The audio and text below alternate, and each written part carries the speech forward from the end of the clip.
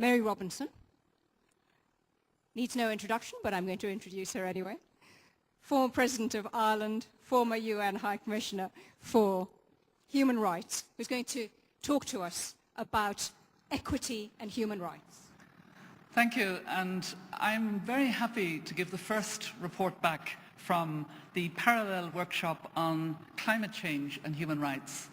I say that because I think it is a particularly important workshop. I know all the other reporters will say the same, but the reason I say that is I've been sitting beside Professor Hans Kung for this plenary session, and he has reminded us for a long time of the need for a global ethic, of the need to have a framework of values in which to address the challenges of climate change.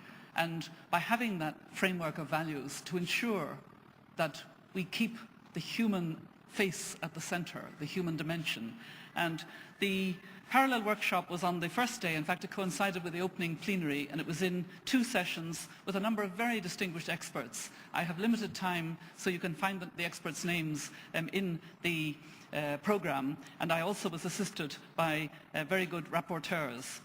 The first session, well, before I go to the actual sessions, I just wanted to also flag that the Global Humanitarian Forum has been preparing these key points on climate justice. I hope all of you have picked up the key points which are prepared by the GHF expert group on climate justice. We will be refining and developing these, and there will be a pamphlet publication later on the road to Copenhagen emphasizing the commitment to climate justice, which ties in with the tick.org, with Kumi's large and growing campaign on climate justice. And this parallel workshop addressed in a more expert way some of the issues, but I think they really do bear speaking about briefly. The first session discussed the added value of human rights principles and frameworks to addressing climate change, including, of course, the focus on the most vulnerable. Panelists pointed to several key areas. First of all, the climate change and human rights linkage has moved from the periphery to actually now being mainstream in talking about climate change. Examples include the unanimous UN Human Rights Council resolutions last year and this year, and the recent OHCHR study. Human rights adds value through highlighting the climate justice question, the most vulnerable paying the price for the activities of the most privileged, enabling a focus on individuals and communities, and disaggregates the discussion that is focused purely on state-to-state obligations. And it adds substance to the commitments to equity in the climate regime, enabling the climate regime to be more effective in emissions reductions and in addressing adaptation through using human rights as safeguards against harmful mitigation and adaptation strategies, because strategies for mitigation and adaptation can also harm harm people, harm health, harm other areas. To focus implementation on the most vulnerable and the most affected, women and children, indigenous peoples, all those who depend on land as source of income and livelihoods.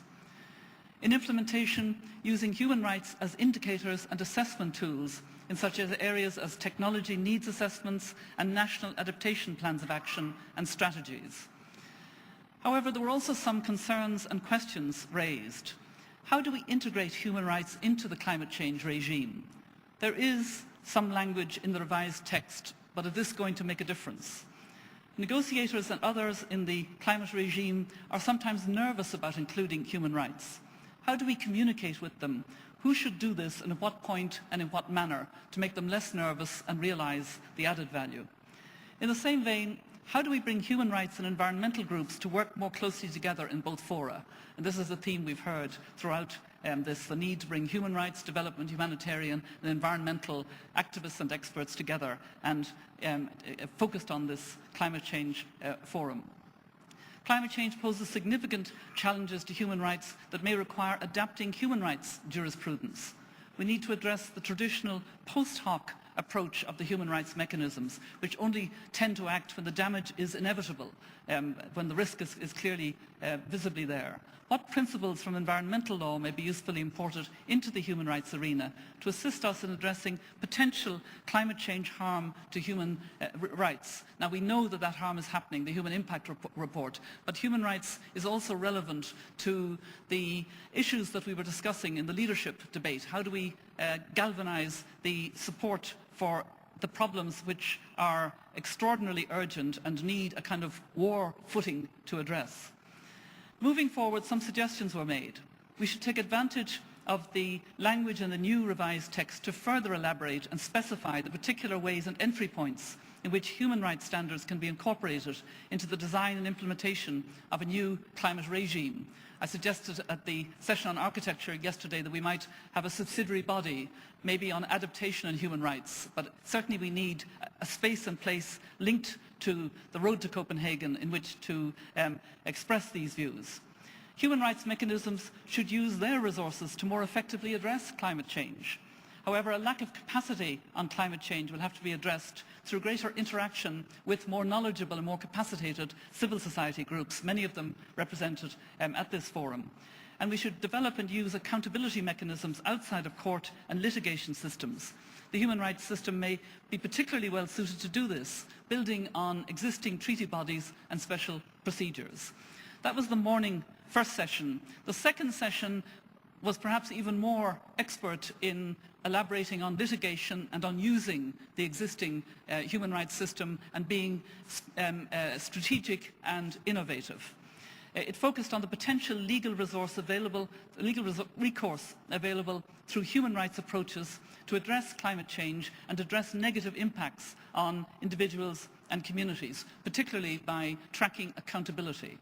Panelists addressed 4 distinct areas of potential recourse: litigation against private actors such as companies accused of environmental damages, litigation in regional human rights mechanisms such as the Inter-American Commission on Human Rights, state-to-state litigation such as that threatened by Tuvalu against the United States, and UN human rights treaty and charter bodies such as the Committee on Economic, Social and Cultural Rights and the new optional protocol.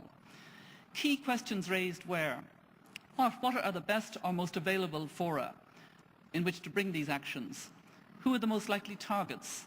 Governments or private actors? And within governments, rich governments or poor governments? And I think obviously rich governments. What rights are at issue, and to what extent are these human rights in the way that they can be framed? Some initial hurdles and obstacles were pointed out in almost all of the areas. At present, it's very difficult to demonstrate causation in the climate change arena, linking a specific harm to specific actions by a defendant. We've been very aware of the causation in a broad sense at this conference, but to do it specifically in the context of litigation is much more difficult.